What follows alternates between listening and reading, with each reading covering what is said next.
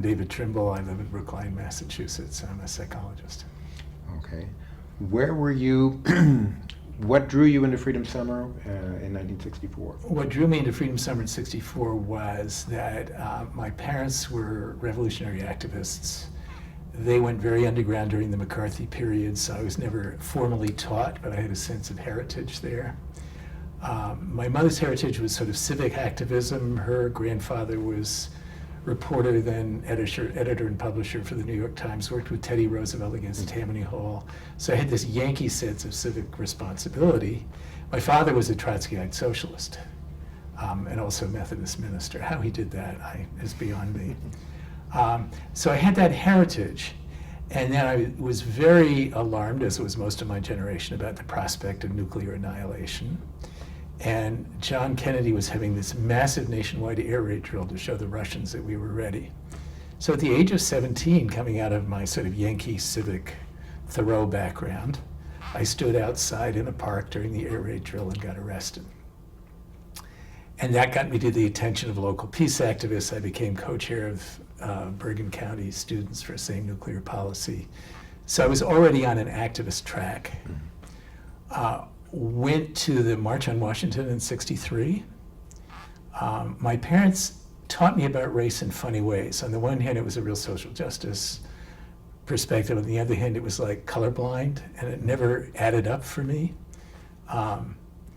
And when I went to the March on Washington, going down on a bus from Englewood, New Jersey, which was just south of my all-white segregated Tenafly, New Jersey, I felt like, you know, this was a movement that I was a part of.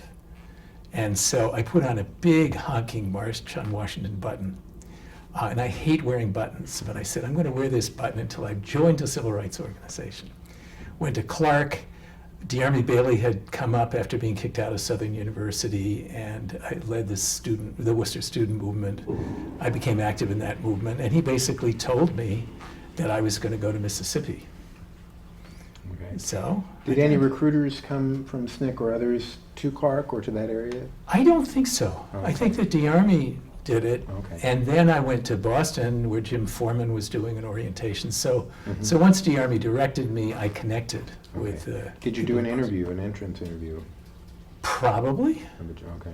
I mean, I have a copy of the application, and I probably did an interview. Okay. But there's two things about getting older. I'm sorry, I can't resist this. That's okay. One is you forget things, and I forget the other one. Okay. Let's hope you didn't forget, did you go to Ohio in the training? I did, oh, absolutely. And were you in the first group or? The first group. Okay. And my father, by that point, was Director of Research Interpretation for the National Council of Churches. So it was very meaningful to me because the National Council of Churches sponsored the training. Mm-hmm. What do you remember about the training? I remember Lawrence Guillot more than anything else, who did an incredibly powerful job in training and made me aware of my whiteness in a way that I was not before, and made me aware that this was not a problem in some backwater of the country, but it was sort of embodied in the whole national consciousness. And that created a life trajectory for me. That sort of sense of awareness and responsibility for my privileges informed my life from that point forward. Okay. And of course, I remember Bob Moses telling us all that there were 3 civil rights workers missing. Do you remember boarding the buses and heading down? Yes. Tell me about it. I had a crush on a person who I won't embarrass. And we sat next to each other. And she wound up falling asleep on my shoulder, which is as far as I ever got with that. But so that, for me, at 19, I was the youngest person in the Holly Springs Freedom Center. That, for me, was like the high point, unfortunately. Were they singing on the buses heading south, or? I don't recall. Okay. Do you recall getting off in Holly Springs? You would have been across the border around midnight and getting off in Holly Springs, or Rust College, or? Rust College was right across the street from the Freedom Center, so we went into the Freedom Center. I just remember being asleep and waking up. I don't recall any ceremony associated with that. How were you welcomed in Mississippi by the Black community? Well, it varied. There were a lot of people who were just sort of astonished to be addressed civilly by a white man, and who certainly had a sense of their own oppression and had a feeling of hope. So it was sort of like the hero, which had its own problems. Mm-hmm. And then there were others who were afraid. You know, and then there was all of the delicate negotiation of how do you, a white person, ask somebody to make a decision when they're socialized pretty ferociously and violently to do whatever a white man tells them to do. Mm-hmm. So that was... And what were you taught in Ohio or elsewhere about how to... A lot of it was just sort of awareness of that fact, Mm-hmm. and then with awareness of that fact, to be respectful, deferential. I mean, all those sirring contests where, you know, we try to say sir more often Mm-hmm. than others. And we were an interracial team. I mean, most of my summer I was working with Bob Fineglass and Bob Fullylove. Bob Fullylove's African American. Mm-hmm. And there was a fair amount of accountability among the three of us for acting respectfully and, on the one hand, trying to engage people with the Freedom Democratic Party, on the other hand, not to just perform white privilege. So most of your job was working on the MFDP. That's right. What were you doing early in the day? Because a lot of the drive for that started Yeah. in mid-July, but what did you do when you, right off the ground? Right off the ground, I was working in Holly Springs, going door to door, mostly inviting people to mass meetings. Mm-hmm. I don't recall ever going to the courthouse in Holly Springs for somebody to actually register. Mm-hmm. It had more to do with mobilizing people for mass meetings. Mm-hmm. And that, you know, that wasn't the team of the three of us. But at a certain point, we had like a county assigned to us, and we had to organize it for the Freedom Democratic And Party. what county was that? DeSoto County. Mostly rural? Outside Mostly of Holly rural. Springs? Outside of Holly Springs, northwest, just south of Memphis.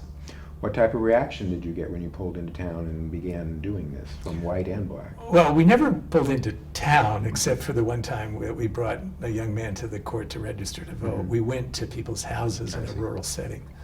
And again, it was either people who either knew about us or quickly joined with our critique and our remedy, Mm-hmm. or people who did their best to say no, you know, without, you know, creating some unspoken injury to a white person asking them to do something they didn't want them to do. Yeah, Most people in DeSoto County did sign up.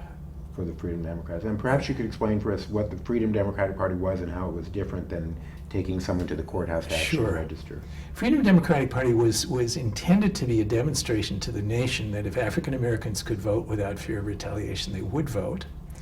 And we basically organized a party which had local caucuses at the county level who elected delegates who went to Jackson, Mississippi, the state capital, for a state convention to nominate a slate of delegates to the Democratic National Convention. And the idea was the Freedom Democratic Party would challenge the Mississippi Democratic Party delegation. Okay.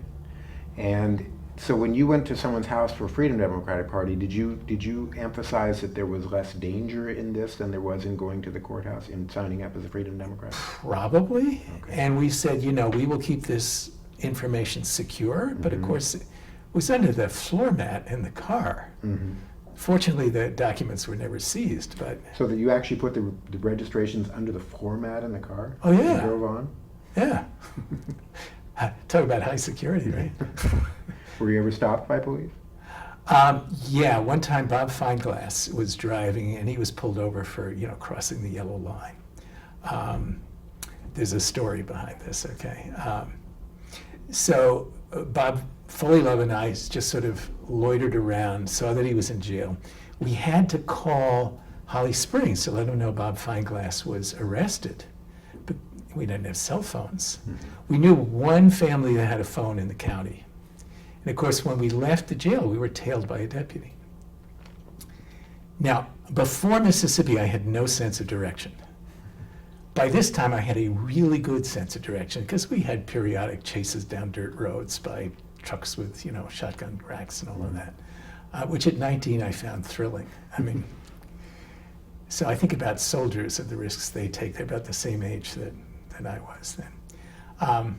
So we had to get to this phone, but we had to shake the deputy. Now, there was a dirt road that went up into Tennessee that had a rut about this deep in it. And there are actually a couple of white families on this otherwise African-American road, right by the rut. And I had actually signed 2 white people in the Freedom Democratic Party using the rut in the road to say, you know, people along this road, they're mostly African-American, well, we say Negro at that time. Mm-hmm. And so they don't have any power. So we're trying to organize, you know, a way for people to have power. Will you sign up in the Freedom Democratic Party? That was probably among the top 5 scariest moments in my experience. What did they say? They signed. Mm-hmm. There was this really bizarre thing where there was a kid from Tennessee who was visiting one of the families who was talking about all the nigger lovers. Mm-hmm. And, you know, the combination of the sort of the Southern culture of hospitality and the white racism was really bizarre. So at one point, this kid says, I meet every one of these nigger lovers, I'll kill him. Now, it was obvious what I was doing, right? He said, I'll kill him. You want some potato chips? So anyway, we knew where the rut was. So I was driving, and we led the deputy all over the county, and you know, driving a little slower than the speed limit. But when we got to that road, sped up a little, got to the rut, and then gunned it coming out of the rut, you know, made a huge cloud of dust. And then I tore ass up toward the Tennessee state line. And Bob Fullylove looked out the back window and reported to my great satisfaction that the deputy's head hit the ceiling of the car when he hit the rut. There was a road that cut right just before the border. So we took the road that cut right. The deputy went off into Tennessee. We got to the phone and called, told the office. And later in that same day, we're driving through the county, and the deputy's coming up in the other direction. And I waved, and he waved, and he went by. What do you think he would have done if he caught you? Or was this a chase game? I think that they were trolling. They were saying, you know, can we get another arrest? Can we get another offense?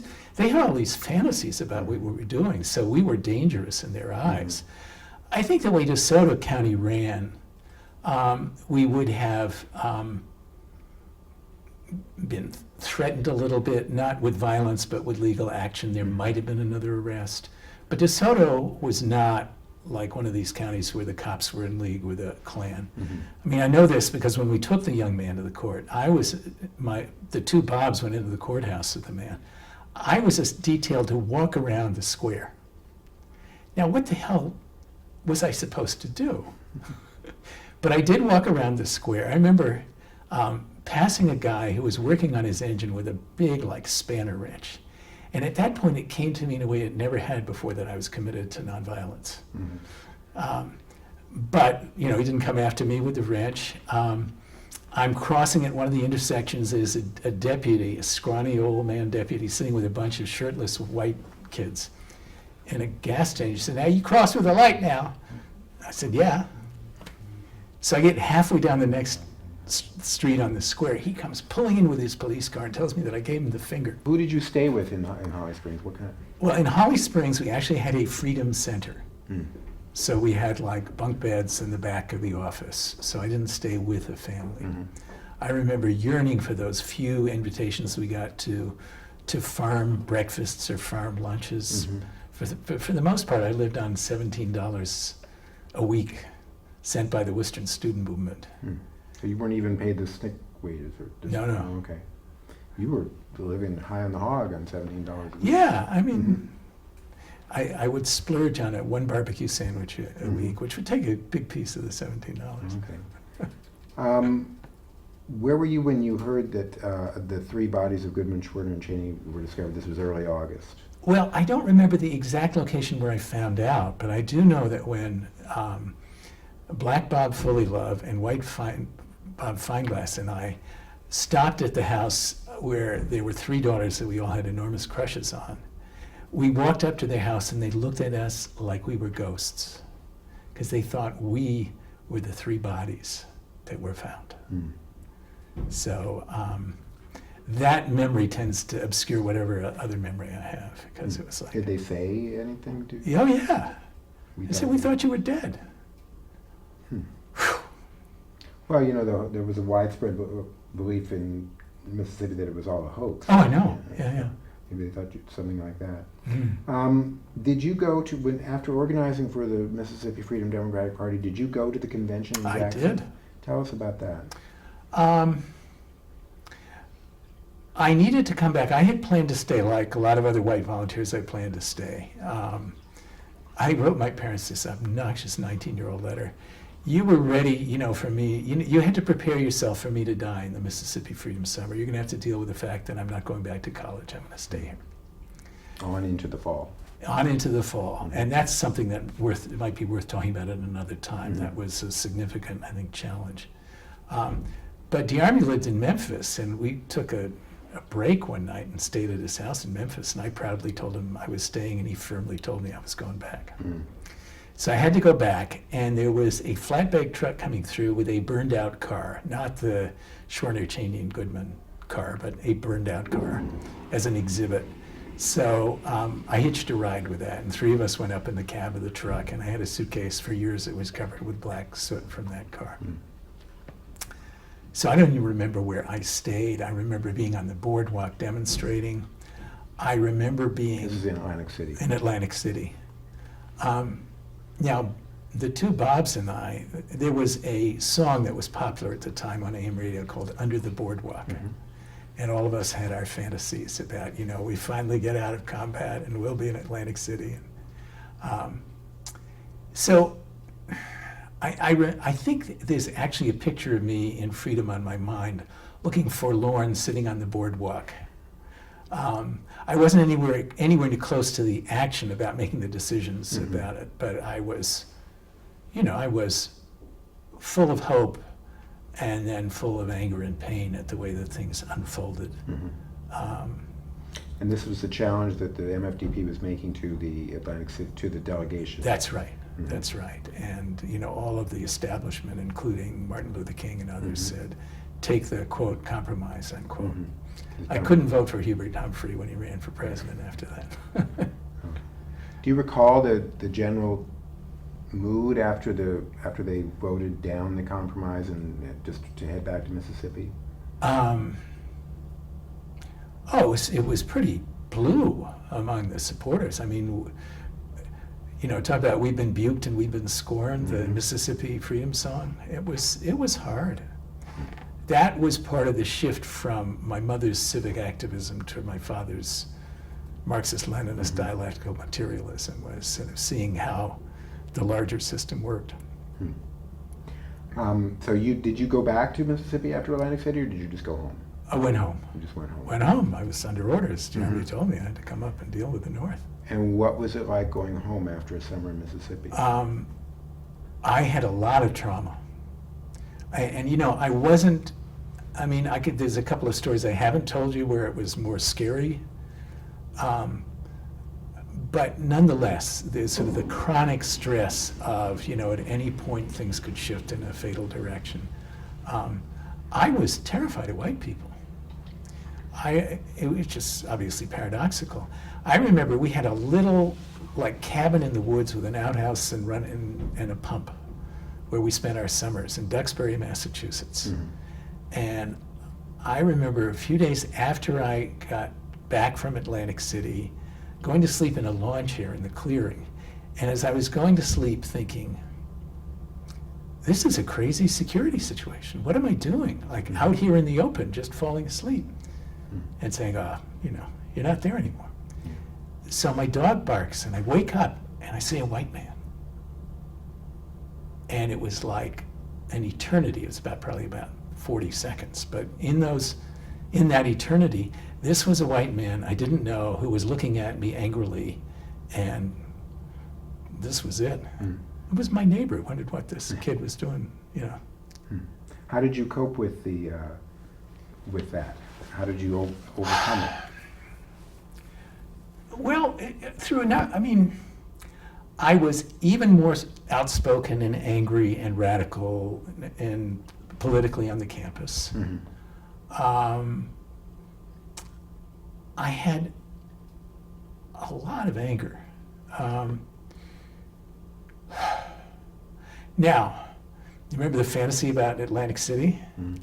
I met Diana Roberson in Atlantic City, and she was from Worcester. And so maybe about a month or so into my return and back at Clark and feeling enormously alienated and sort of struggling with all of this stuff, there's a going away party for Diana. She's going to go down to Holly Springs, actually. Because like I was a returning hero, there were 14 sibs, and three of the youngest were sisters. I met Diana in Atlantic City. Her youngest was named Marcia. Both of them became members of the Black Panther Party. And then there was Betty Ann. And so I met Betty Ann at the going away party, which was hosted by Abby Hoffman, who lived in Worcester. And we fell in love with each other. So some of how I dealt with this was I essentially found roots in the African American community. And I had, 13 brothers and sisters-in-law who were always willing to help me remember I was white. And so I was able to sort of recalibrate my sense of who I was. That marriage lasted 15 years. We had 2 kids who are now in their 40s. One of them went down with me to the 39th reunion. Tell us about going back to Mississippi. Had you been before? No. So 39 years later, you go back. 39 years later, I go back. I'm driving with my daughter down a street where I would not have gone at all 39 years before because it could have been fatal. There's a big banner that says Holly Springs welcomes civil rights volunteers. Now there were 2 colleges. There was a state school and Rust College. There was a black middle class in Holly Springs. So 39 years after the Freedom Summer, the mayor's black, the sheriff is black, the Chamber of Commerce is led by a black person. It was like a very, very different place. What I became aware of, and this was partly a lot was sort of in conversation with Hardy Fry, who was also in Holly Springs, was sort of the unprocessed emotional toll of asking people to risk their lives, their families' lives, their homes, their churches, their livelihoods, and then leaving. And Hardy was talking about a church in Tippah County that got burned down. Just the night before they'd agreed, for us to have the mass meeting, and then that night the church is burned down. And he talked about, what do you say to people when you show up? And I remember just before I left, I took a run, and I ran through Holly Springs. Back in 64? No, this was, God, no, not in 64. At the 39th reunion. And I had this very visceral experience, which was that when after maybe a third of the way into the run, I really had to take a shit. And I just ran and ran and ran with all of this sort of held in. And by the time I finished the run, I realized, okay, my body is telling me that this is shit I have to deal with. And I came out of that with a real sense of how, just like in combat situations, there's certain ways that trauma is not processed, except with people who've gone through the same experience with you, very much like combat veterans. And I've done a lot of reflecting about that since. And when I went down, the second time I went back to Mississippi was this summer at Tougaloo for the 50th. And Chute and I actually got very active in setting up a meeting place for veterans to talk about their trauma. And there was a lot of unprocessed trauma. Even now.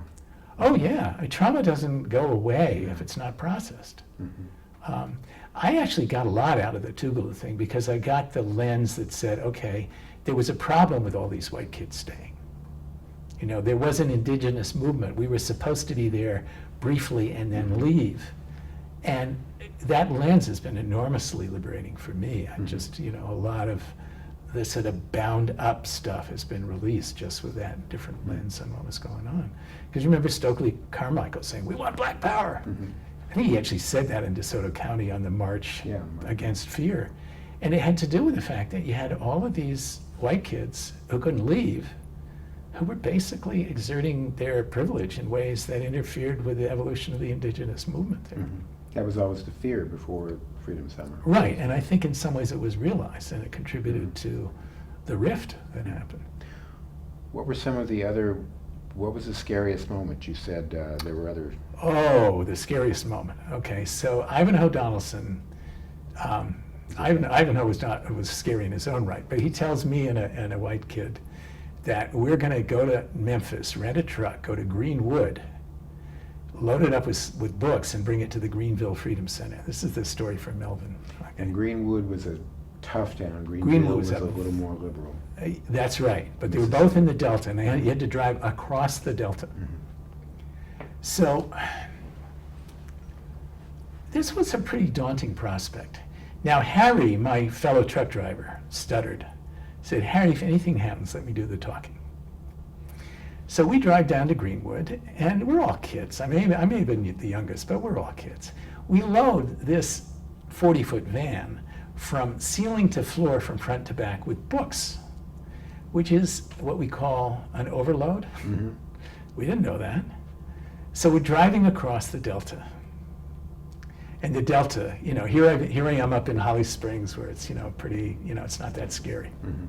Sheriff determined there would be no incidents in Marshall County. And bam, bam, tires go. So here I am in the Delta with Harry, and I have a plan. I'm going to get out of the truck and walk back and look at the tires. I mean, that's as far as it went. I walk back, and there's a good old boy with his sleeves rolled up, standing there. And all of a sudden I learned how to talk. I'm from Mississippi. Because Mississippi accent is all slurred out. It's not like all articulated in other parts. It's all slurry. So I go like this, and basically somehow acted like I was somebody who got a load of furniture, was bringing it across, and he says, "Do you want to ride to the next service station?" And I said to myself, I'm going to die. But on the off chance that he didn't know who I was, if I said, "No, I don't want to ride," that would give me away. So Harry and I went to the truck stop.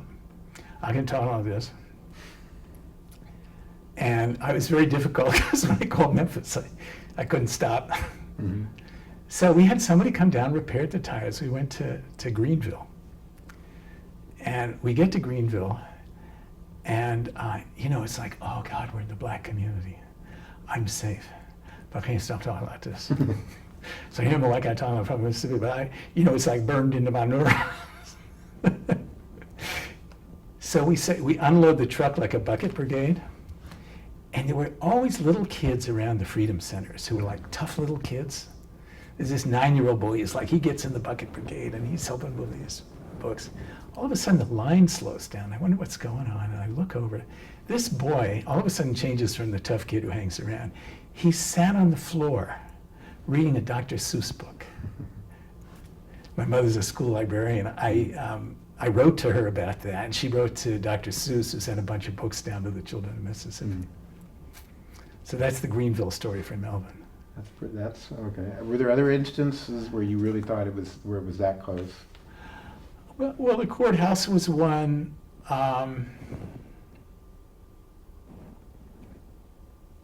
Oh, yeah. I'm pretty sure it was Tippah County. It's very late at night, and I'm detailed to go with Cleve Sellers into Tippah to just sort of explore starting some organizing there. Mhm. And it's like nighttime, and we're on dark porches, and people are talking to us in hushed tones, and they're all scared. So we get in the Saab to drive back. Cleve asks me to drive, and I say, well, first gear is here, right? He says, no, I'm driving. So we get halfway home, and we realize we're being tailed, and all of a sudden there's a huge flash of light, like a huge photo flash. And we just wind it up, and we tear out of there. That was the one time I was chased where I wasn't excited, I was scared.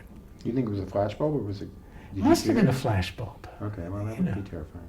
Yeah, but I mean, it was just like light, and we were already scared from this whole process. Cleve sadly tells that story, and is an example of how people came down unprepared. Okay, well, I thank you for sharing your stories Okay. with us and for doing all of that. What do you feel the legacy is for the country of Freedom Summer? I think for the country, well, Lyndon Johnson, when he signed the Voting Rights Act, said, we've lost the South. It shifted the right wing in the South from the Democratic to the Right. Republican Party. But it also gave African American people access to the political system, in half the country, and that, has a potential long-term effect. The African American vote makes a difference. I think that the combination of the violence in Mississippi and the violence at Selma tipped things so that Johnson could get the Voting Rights Act passed. I think that was enormously important. Many, many people who were in Mississippi became progressive activists. I mean, Mario Savio and the free speech movement. I have been involved with anti-racism work and political activism. I mean, it was my heritage, but I was shaped by that. And it's a lifelong commitment. So you have a generation of progressive activism that comes out of that. And I'm intrigued and hopeful about all of these kids like doing the 50th anniversary Freedom Summer. I hope they actually get enough people to vote. I hope so. Well, thank you again. Okay, my pleasure.